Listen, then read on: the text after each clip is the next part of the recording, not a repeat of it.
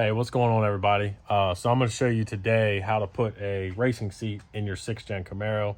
I get a lot of questions on it. People ask me what parts I used, how I did it. So I'm going to give you a quick little run through what you need and how to do it. I'm not actually going to show you how to do it, but it's pretty. If you're into cars, you can figure it out. But here's everything I use, and here's what it looks like.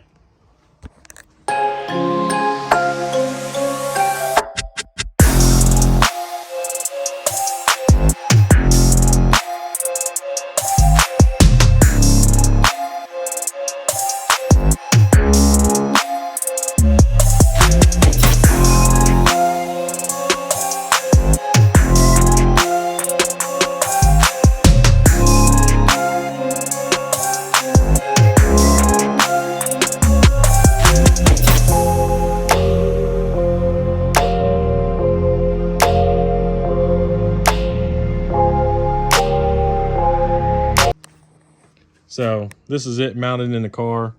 Like I said, still using stock seat belts, no roll cage yet. But I got the passenger one out here. So as far as the bottom, so the bracket at the bottom is from Planted Seat Brackets. I got it from Redline 360. And it's not too expensive. It's not too bad.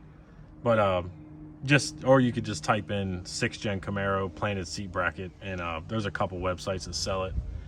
So that's that. And it actually comes with your tabs where you can bolt the seat belts on. It's really nice. As far as the bracket here, I just got from Jegs or Summit.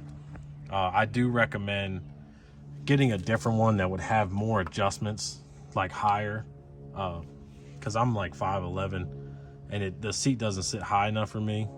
So that's something I am going to change. So if you're a taller person, probably wouldn't matter, but just a little issue I ran into. As far as how the seat comes off, so your stock seat, there's 2 bolts in the back, right there and right there, and it literally just lifts up, and then you pull back, because there's little hooks. You can see the little hooks in the front, and just remember, you do have your wiring harness underneath, so you have to unhook that. Once you get the seat up, you'll see it.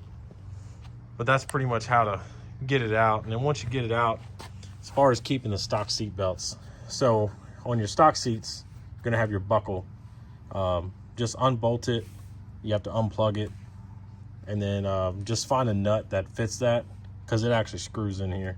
So you're gonna have to find a nut, your local hardware, and just bring it over here, and you can bolt it on right here, and then that'll give you your buckle.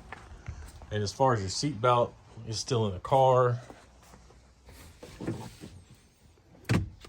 So here's mine. Same thing, just find a nut that fits that, and run it through your seat like that, and then it comes down and it will bolt right to the side of that bracket like I told you about. So that's that. And as far as one other thing you are going to need, so here's your bolts. I pulled them out here so I could show you. So here's your bolt that goes in the bottom of the floor. Like I said, there's your 2 bolts, and there's your little hooks up front and your plug. So one issue is this bolt here. When you go to switch to your planted seat bracket, you're going to have to take it somewhere and get a bolt that looks like that. It needs to be shorter, and it needs like a hex head. And the reason I say that, it's only going to be for one side. The reason I say that is, you look at this one, you can easily get to it. This one here is underneath. So unless you wanted to drill a hole right here so you can get your Allen head in there, that's up to you. But I just went and got a shorter bolt. That way I slid it underneath, put it in there, got it started, and just used a ratchet wrench. Made it really simple. But that's pretty much how it's going to look.